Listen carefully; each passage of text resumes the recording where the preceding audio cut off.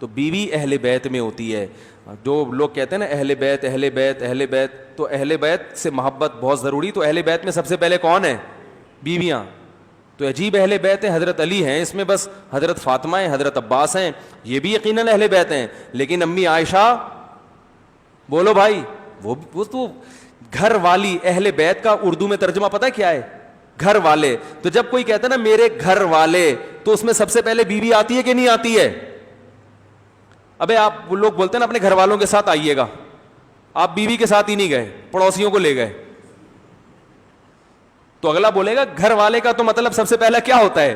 اہل بیت. اسی طرح قرآن میں ایک اور جگہ نبی کی زوجات کو خطاب ہے, یا اہل البیت انما یرید اللہ لیطہرکم, اللہ چاہتا ہے کہ آپ کو پاک کر دے. اہل البیت, اے اہل بیت. تو نبی کی بیویوں سے بھی اللہ نے کیا خطاب کیا؟ اے اہل بیت. تو اہل بیت میں سب سے پہلے کون ہے؟ نبی کی بیویاں. اور آپ کی بیوی میں سب سے چہیتی کون تھی؟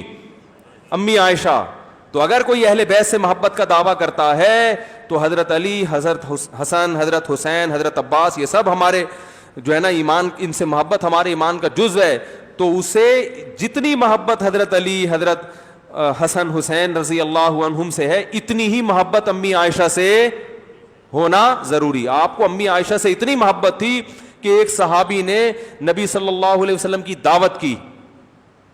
آپ نے فرمایا کہ عائشہ کو بلاؤ گے تو آؤں گا ساتھ میں. ہے بھائی, وہ صحابی تھے, بے تکلف تھے, ان کے پاس اتنی گنجائش نہیں تھی. انہوں نے کہا یا رسول اللہ نہیں, منع کر دیا. ہمارے یہاں منع کرنے والا بھی چماٹ پڑتا ہے اس کو, تکلف کا دور ہے نا.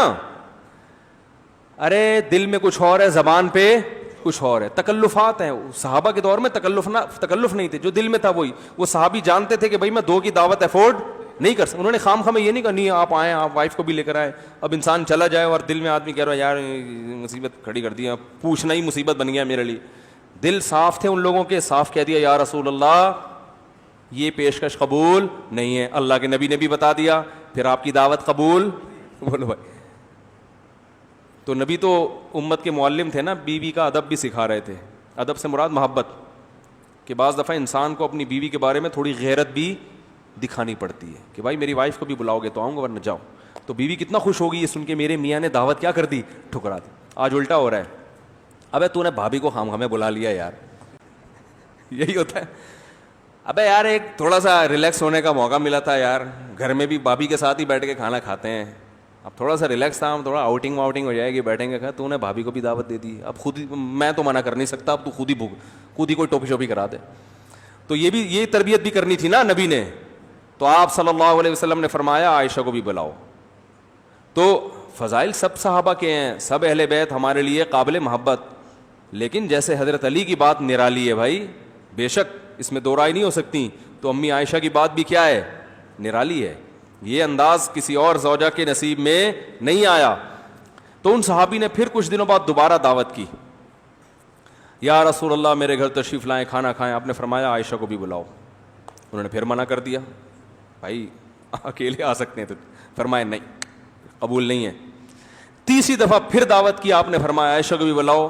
انہوں نے پھر قبول کر لی. ممکن ہے تیسری دفعہ پہلے سے انتظام کر کے آئے ہوں.